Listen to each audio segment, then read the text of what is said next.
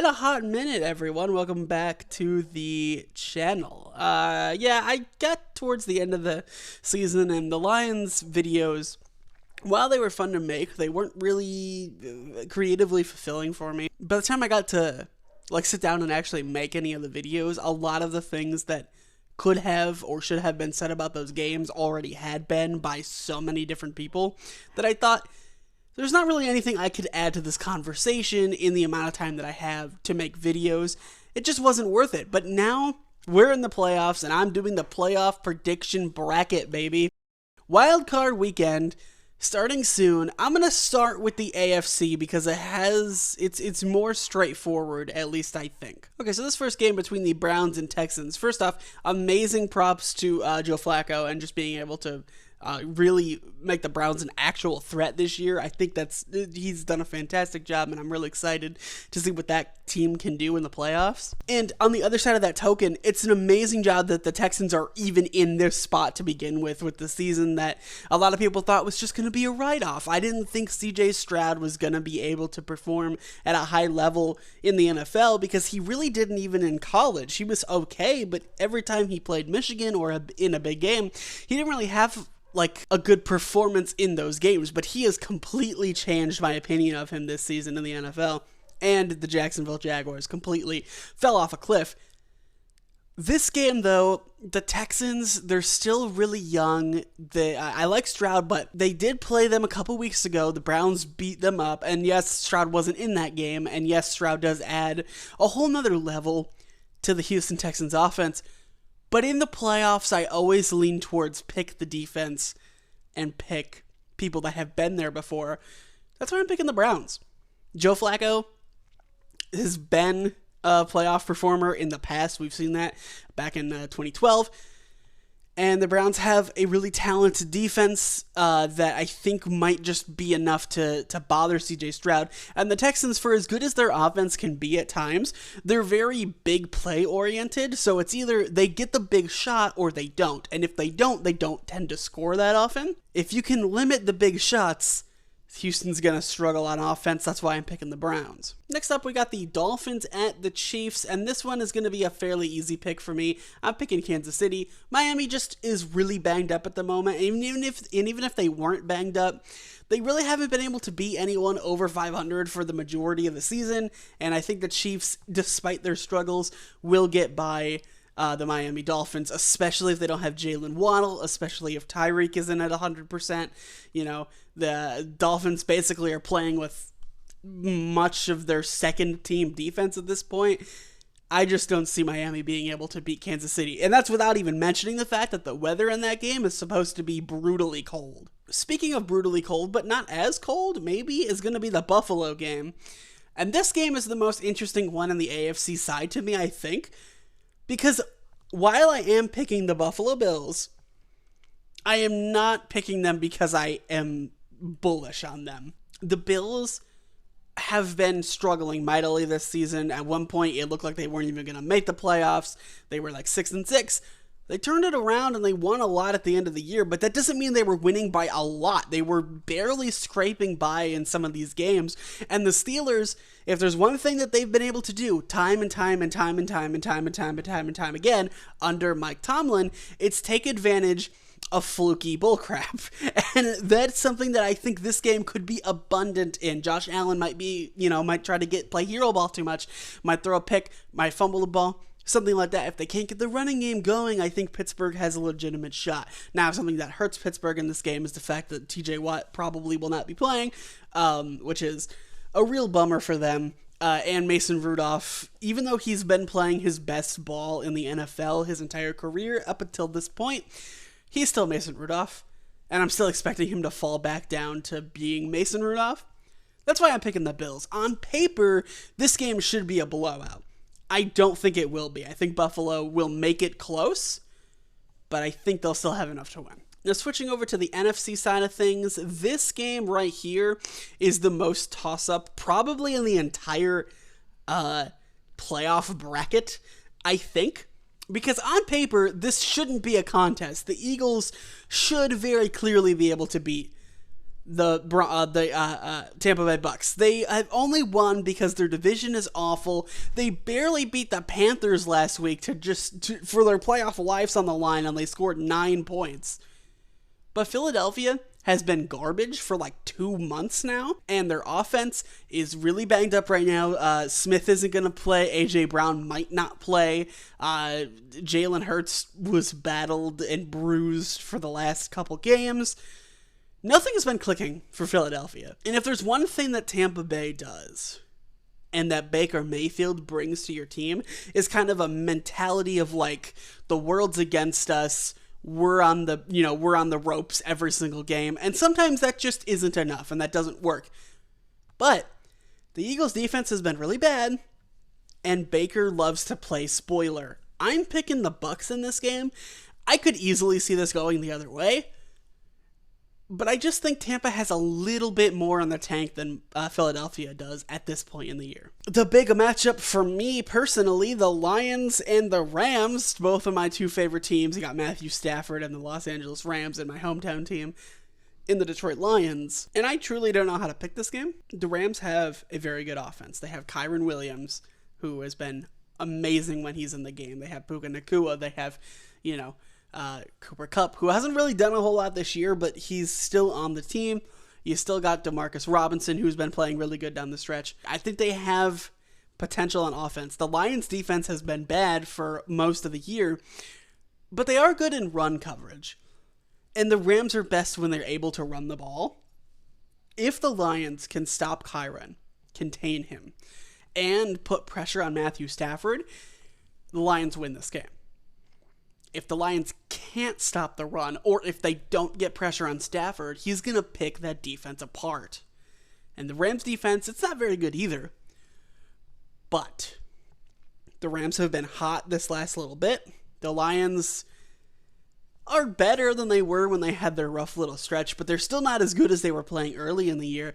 This game really just comes down to what the trench play of both of these 2 teams are, because if the Lions defensive line can outmatch the Rams offensive line, I don't think the Rams have enough to beat them. Sometimes the Lions defense just can't quite get to the quarterback, and if that's true in this game, Stafford's going to be on fire.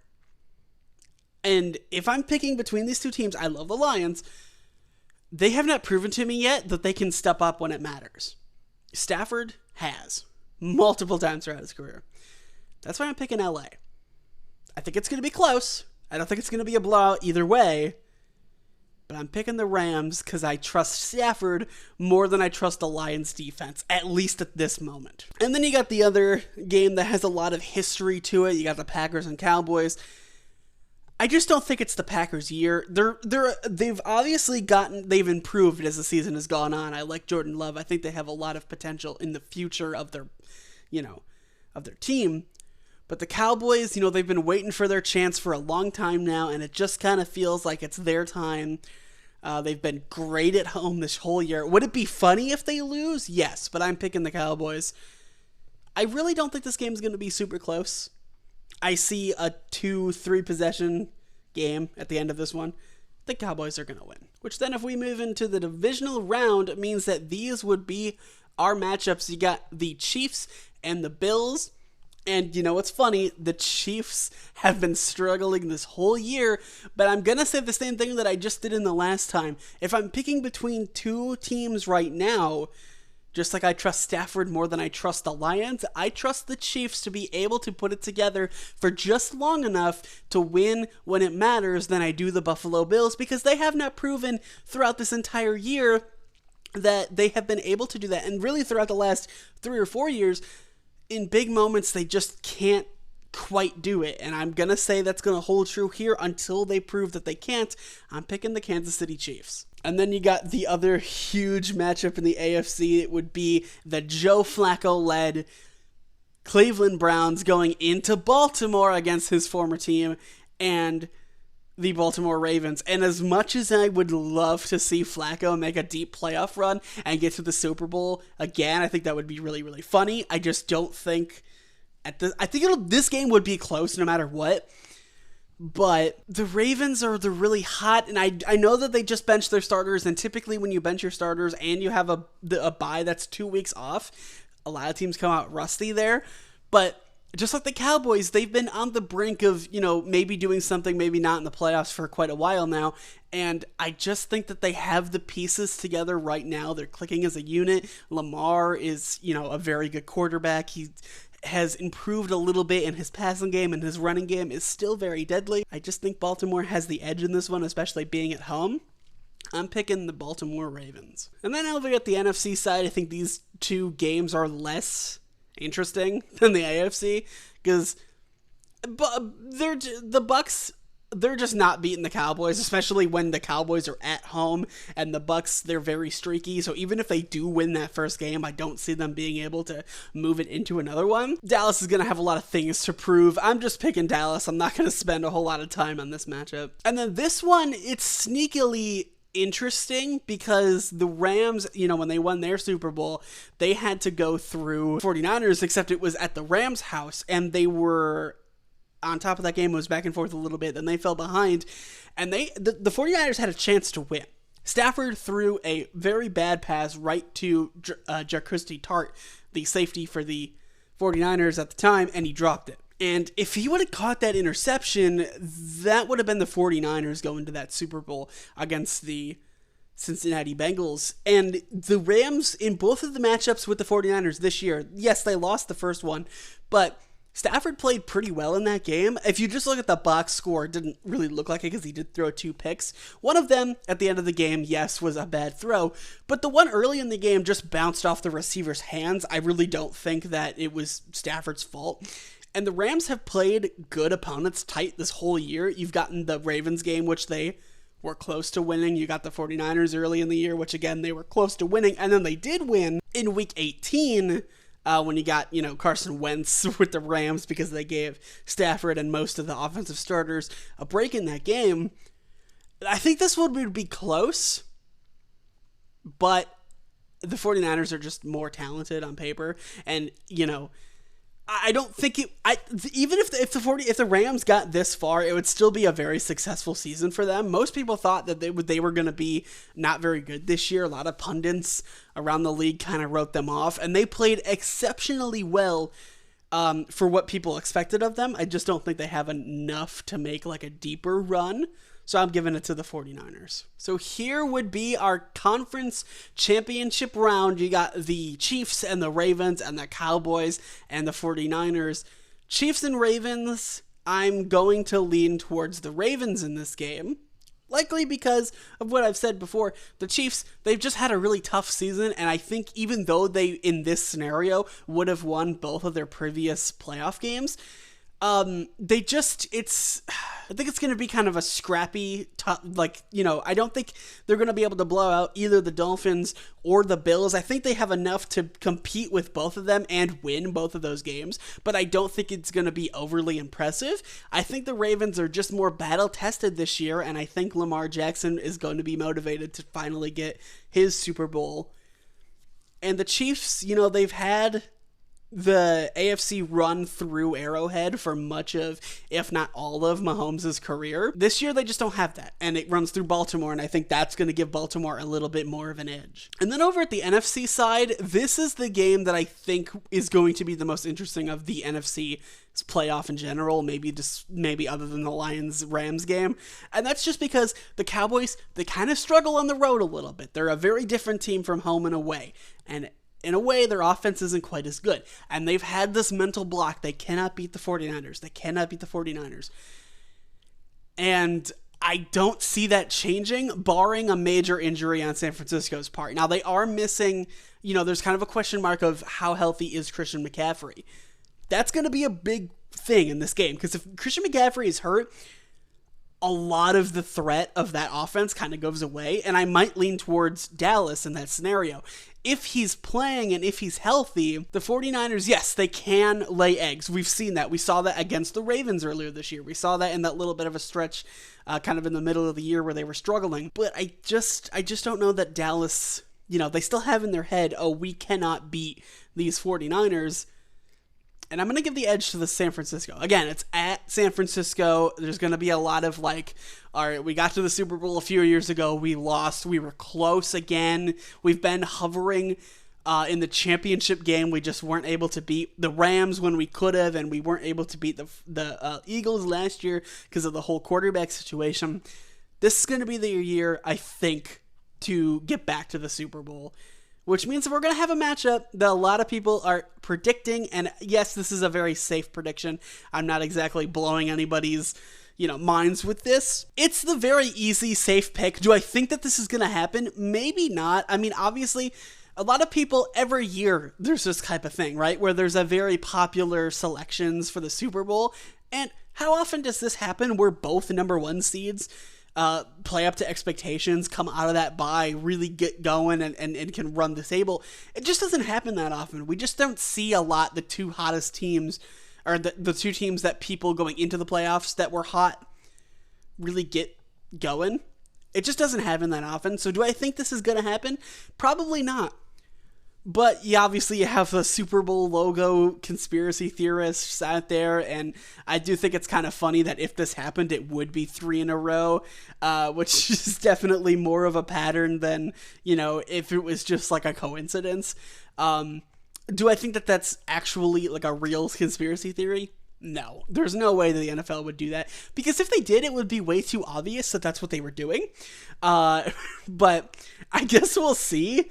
But in terms of the actual matchup here, we just saw this not that long ago. And the thing is, I think San Francisco really in that game just got away from them really early on, because Kyle Shanahan went away from running the ball. He had Brock Purdy throw in that game so much, especially early, and they got down.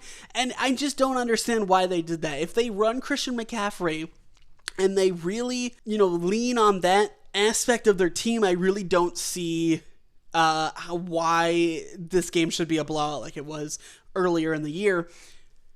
And I kind of want to lean towards San Francisco in this game just based off of on-paper matchups, but I'm not. I'm picking the Baltimore Ravens, and the reason for that is I trust Harbaugh a little bit more than I trust Kyle Shanahan in big games. Harbaugh it's been a while, but he has been able to win these big games in the past. Obviously, he won that Super Bowl.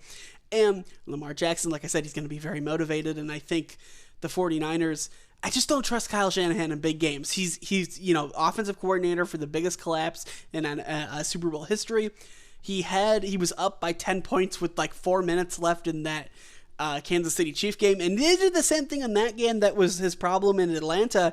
He let Jimmy Garoppolo run that offense way too much. They didn't have Christian McCaffrey back then in that Super Bowl, but they still had a very good run game. Shanahan always has good run games because he knows how to use running backs and has very good blocking schemes, but Christian McCaffrey gives a whole nother level of like what you can do with this.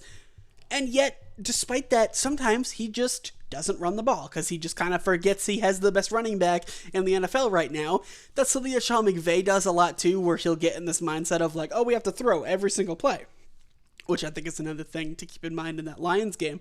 But if the 49ers get away from running Christian McCaffrey and they let Brock Purdy run this offense and him be the center point of it, that's going to be a mistake, and I'm picking Baltimore in that scenario. And like I said, is this likely to happen? Probably not. I just don't think, most one seeds don't meet each other in the Super Bowl. It just isn't that likely to happen. But if it does happen, I'm going to give the edge to Baltimore, and I'm picking the Ravens to win it all. Even if this isn't the matchup, and it's Ravens and Cowboys, that would be a very interesting game. But I think overall, if I'm just picking one team out of my hat right now, who do I think has the best chance to win? I'm picking Baltimore. I think Kansas City's obviously in that conversation, especially because you have Mahomes and you have Andy Reid and you have the dynasty that they're building over there. And the Cowboys, I think, have a legitimate shot this year. And so do the 49ers, but I don't know. I'm picking the Ravens at this moment in time. Anyway, thank you guys so much for watching. I hope you enjoyed my little video here. If you have any predictions for what you think the playoffs are going to be, let me know in the comments down below and let me know what your Super Bowl matchup is going to be. I will be going along for the ride here, kind of testing out a new format in the playoffs for what I might do next year in the regular season. But I'm excited for this channel going forward. I have a bunch of ideas that are all coming out, and now that I'm not doing the Lions videos weekly, I have more time to focus on some of the more creative things that I wanted to do when I first launched this channel. So thank you all so much for watching, and I'll see you all in the next episode. Goodbye.